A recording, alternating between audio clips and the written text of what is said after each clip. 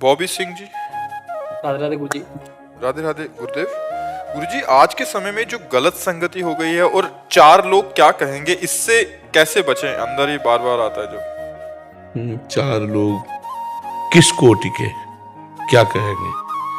वो कोटि के गुरु जी जो अधर्म पे चलते हैं, अधर्म पे चलते हैं, जो बाधा बनते हैं किसी भी काम करने में। जब आप धर्म से चलते हैं कि अधर्म से? नहीं, जब ये धर्म से चलते हैं तो जो अधर्म से चलने वाले हैं वो क्या कहेंगे, ऐसा भावना आ सकती। कुछ तो लोग कहेंगे, जितना उनका दिमाग उतना कहेंगे। अगर हम लोगों के लिए जिए तब तो छोड़ दो कि तुम सुख शांति से जी सकते हो। लोग तुम्हें सुख शांति से, अगर उनके कथनानुसार चलोगे, लोगों का अलग दिमाग रहता है और सब लोगों की वृत्ति को हम प्रसन्न कर सके ऐसा असंभव।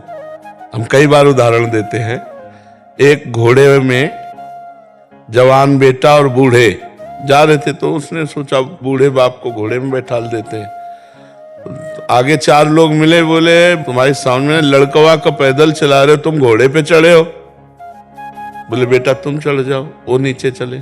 आगे लोग बोले जवान तुझे शर्म नहीं आ रही, बूढ़े को पैदल चला रहा है, तो घोड़े पे चढ़ रहा है। बोले आओ बाप जान, इसमें बैठ जाओ। पिता को बैठा लिया। बोले आराम का घोड़ा मिला होगा तभी दोनों चढ़े हो। दोनों उतर गए।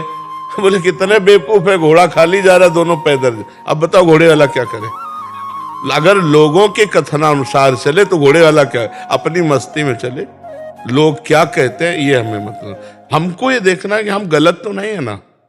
अगर हम गलत हैं, लोग हमको गलत कह रहे हैं, तो हमें सुधार करना चाहिए, हमें बुरा नहीं मानना चाहिए। और अगर हम सही चल रहे हैं, तस्मात् शास्त्रम प्रमाणन्ते कार्यो व्यवस्थितो, फिर लोग क्या कहते हैं इस पे हमें ध्यान देना। मर्जी क्या हो गया आजकल ऐसी मान्यता, जैसे कि भजन तो वृद्धावस्था में किया जाता है। अभी कोई नौजवान अगर करना शुरू कर दे तो आस पड़ोस वाले कहने लग जाते हैं। तो ये मतलब खुद में निष्ठा कैसे आए, दृढ़ता कैसे आए कि नहीं मुझे भजन ही करना है?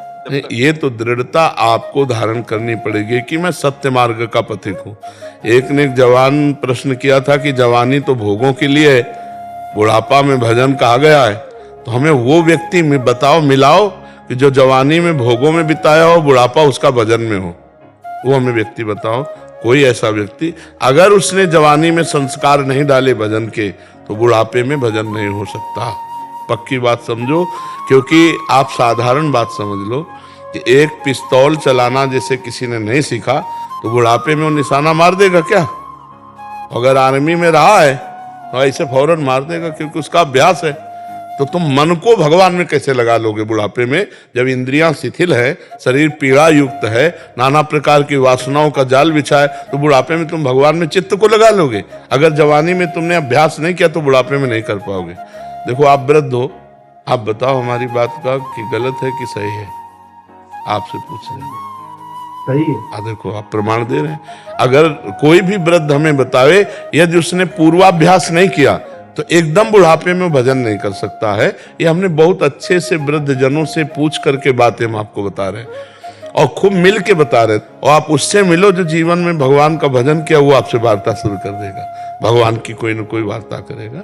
इसलिए ये जो संसारिक जन है, इनका कथन कि जवानी भोगों के लिए, बुढ़ापा भजन के लिए, ये बिल्कुल गलत है। ऐसा कभी नहीं हुआ और ऐसा कभी नहीं हो सकता। जैसे पीछे कहा गया है शास्त्रों में कि गृहस्थी के बाद बुढ़ापे में भजन करने के लिए वनवास जाए, तो उसमें पद्धति थी, पहले वनवास हुआ गुरुकुल में, ऋषियों के समीप ब्रह्मचारी तपस्या पूरा सब सीखा, और फिर गृहस्थी में गए तो पूर्व का अभ्यास, वो चौथे पन में भजन में फिर लग गए। अब जब जिसने भजन कभी नहीं किया वो भजन नहीं कर सकता है। बुढ़ापे में शरीर बहुत पीड़ादायक होता है। जैसे रोग ग्रसित शरीर है, वृद्धावस्था का ग्रसित शरीर है, इनमें चेष्टाएं नहीं होती कि भजन किया जा सके, तपस्या किया जा सके। ये अवस्था होती, जो अभ्यास हो गया वही चलता रहेगा। जैसे पेपर पढ़ने का अभ्यास है तो बुढ़ापे में पेपर चाहिए, टीवी का अभ्यास है तो टीवी चाहिए, चाय का अभ्यास है चाय चाहिए, गाली देने का अभ्यास है, वो चाहे जितना बहू बेटा सेवा करे वो गाली बकेगा। अभ्यास काम करता है। अब जैसे अपने लोगों का है, अब बचपन से अभ्यास किया तो भारी कष्ट है, हम इस समय बैठे हैं तुम्हारे सामने, लेकिन अभ्यास है कष्ट से परास्त ना होना, यह अभ्यास किया है तो हम परास्त नहीं है। सुबह से सत्संग चल रहा है, एकांती कभी चलेगा, अगर अभ्यास ना होता तो अभी इसी में धोबिया पछाड़ गिर जाते, जिंदगी बर्बाद हो जाती। भजन और साधना ये सब, तो हम ये कहते हैं अभ्यास बड़ी जोर की चीज है। अगर आप अभ्यास जवानी में भजन का नहीं करेंगे तो बुढ़ापे में नहीं कर सकते। धर्म का अभ्यास जवानी में नहीं किया तो बुढ़ापे में नहीं कर सकते। गंदा अभ्यास जवानी में किया तो बुढ़ापे में पकड़ा जाता है। ये मत सोचो कि बुढ़ापे में वासना नहीं रहती, इंद्रियां काम नहीं करती, वासना वैसे ही रहती, चाहे 92 वर्ष का हो। ये अवस्था से नहीं जाता, ये भजन से जाता है, भगवान की शरणागति से जाता है। तो हमें लगता है कि अगर हम जवानी में भजन और धर्म का अभ्यास करते हैं, लोग हमारा उपहास करते हैं, तो करने दीजिए, वो गलत है, आप सही है, कहीं संकोच मत कीजिए, उनके उपहास से नहीं। बहुत से ऐसे सात्विक बच्चे हैं जिनको बच्चे उपहास करते हैं, शराब न पीने पर, गर्लफ्रेंड बॉयफ्रेंड वाले चक्कर में ना पड़ने पर, कोई नशा न करने पर, कहते हैं अरे पुराने जमाने। हाँ, चुप हो जाओ, तुम पवित्र हो, तुम्हारी उन्नति होगी। एक दिन वो ऐसे जाल में फंसेंगे माया की कि बहुत बुरी तरह उनकी दुर्दशा हो जाएगी।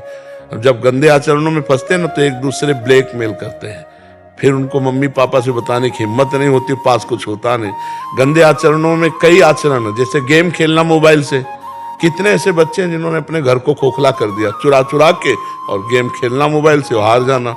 और एडवर्टाइज आती है कि उसने 1 मिनट में कई करोड़ रुपए जीत लिए। तो नए नए बच्चे सोचते हैं कि मम्मी पापा के रुपए चुरा कर गेम खेल कर करोड़पति बन जाएंगे। नहीं, गलत बात। जवानी में जुआ खेलना, शराब पीना, पराई माता बहनों की तरफ व्यभिचार दृष्टि रखना, ये सब सर्वनाश की जड़ है। ये बिल्कुल नहीं करना चाहिए। आप धर्मात्मा पुरुष हो, धर्म से चलो, लोग उपहास करते हैं, करने दो।